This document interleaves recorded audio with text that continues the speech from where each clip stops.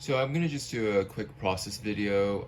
I got this. This is my new Bailey Quick Trim 2. I've had it for a while, but this is actually the first or second time I've used it. Um, the way it comes is it comes with a basically it allows it to sit onto this pad. There's two pins here, and this thing just sits on it. I had to assemble it before. But the way it works is there's holes here you can see that sort of radiate out, and you put your pot on it, and then what you do is you find center. So I'm trying to find the center of the bottom of this. Do it like this, and if you notice, if you look at it, the pencil kind of went off this edge, and then there's a little gap here between the line and here. So that means that I'm supposed to move over slightly this way. But what my goal is try to just sort of touch the edge at the bottom of this piece. So we're pretty much center right now, good enough as well. So what I'm gonna do is I'm gonna put these pieces together like this, and they have little pads on them. So you press against it, and then you do like a half turn.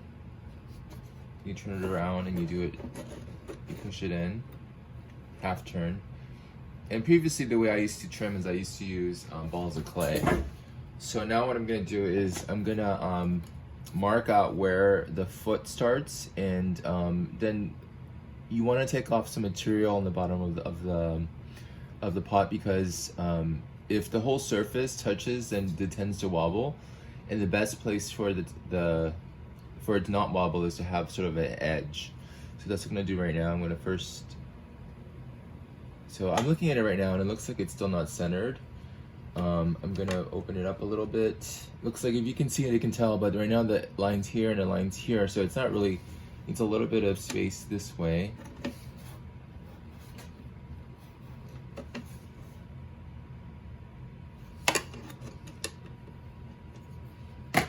Let me try this before I actually tighten everything.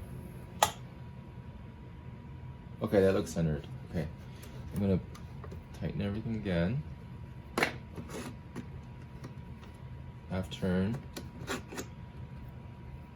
And then I'm gonna use my tool here to mark that line that I created for the foot.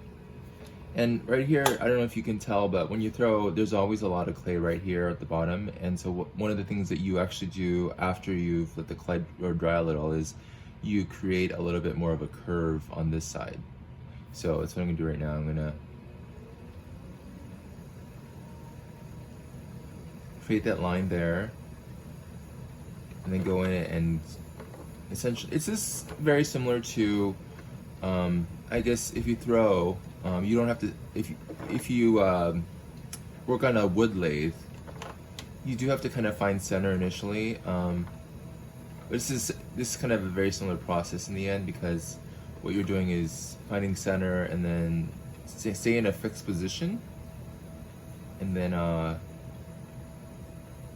and usually with a wood lathe, you have like a little bit of a support, like a little metal stand to use. But throwing really is the same concept as wood lathing, which is you have an object spinning at a center point, and then you're actually on a fixed position on the axis as the object is spinning around. Of course, with throwing, you have to create that fixed position with your own body. But if you could see me, and I'll show you at another time how I'm sitting, but I have my legs open out like at a V, and I have my elbows fixed into my thighs. So essentially I'm using my thighs as that metal post that you would use in a wood lathing. So right now this clay is actually a little soft. I just recently, I just took the cover off the plastic on the pieces, and this was the hardest one that was there, but it's still a little bit on the soft side. You typically want to do this process when the clay is leather hard, and there's sort of a continuum as to what leather hard is. It's kind of like really soft clay that you get out of the bag to bone dry is obviously the driest you can possibly have. And anything in between is almost leather hard. So right now it's a little bit softer than leather hard, I would say, because it's, when I press, it kind of goes in deeply. But I'm avoiding putting too much pressure on it.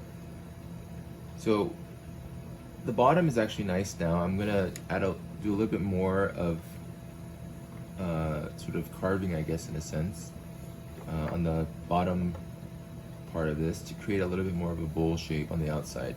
Sometimes when you throw, really the focus is the inside because you do want a continuous curve. And the outside might look a little like not as elegant perhaps. But one of the things, especially when you're throwing, is you can actually come back later and add some of that roundness and sort of that curve by trimming, by how you trim. Some potters throw very, very heavy pots, and then they'll just come back later and trim away that heaviness, and you know, it's a way of getting away with it, right? But of course, it's always better if you can be efficient with your clay while you're throwing, because it's just better practice. But as long as you're, you know, trimming it away and then reusing your clay, then you're okay. So I don't know what the form that you saw previously to this, but now you can see now that it's a much more defined piece. Some people will do is they'll, when they're done like this, they'll just come back with a kind of a dry sponge and just smooth out the bottom to keep there from being too many bumps and things like that. And there you have it. It's a trimmed pot, and I'll see you in the next video.